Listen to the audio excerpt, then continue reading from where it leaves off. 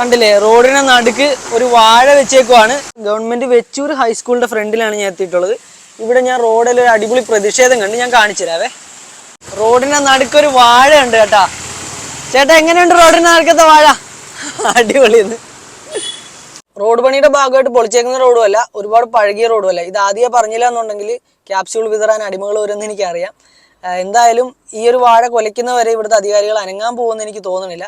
ജനങ്ങൾ കൊടുത്തേക്കുന്ന മറുപടി അടിപൊളിയാണ്. കാരണം ഈ വാഴ ഇരിക്കുന്നത് ജസ്റ്റ് റോഡിന് നടുക്കുള്ള കുഴിയിലൊന്നുമല്ല, ഇവിടുത്തെ യൂസ്ലെസ് ആയിട്ടുള്ള ഗവൺമെന്റിന്റെ നെഞ്ചത്ത് തന്നെയാണെന്നാണ് എനിക്ക് മനസ്സിലായിട്ടുള്ളത്. അവനവന്റെ വണ്ടിയിൽ സഞ്ചരിക്കുമ്പോൾ അവനവന്റെ ഹെൽമെറ്റിൽ അവനവന്റെ ചെലവിൽ ഒരു ഗോപ്രോ മേടിച്ച് മൗണ്ട് ചെയ്ത് കഴിഞ്ഞാൽ അത് കുറ്റമാണ്. അതിന് ഞങ്ങൾ പണിയരുമെന്ന് പറയുന്ന നാട്ടിൽ, നാളെ ബൈക്കിന്റെ പുറകിലിരുന്ന് സംസാരിക്കുന്നവനെ പൊക്കുമെന്ന് പറയുന്ന നാട്ടിൽ ഇതൊക്കെ ഇനിയും പോയിക്കൊണ്ടിരിക്കും.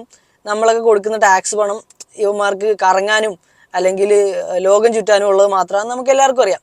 പിന്നെ ഇതിനേക്കാളും സഹിക്കാൻ പറ്റാത്ത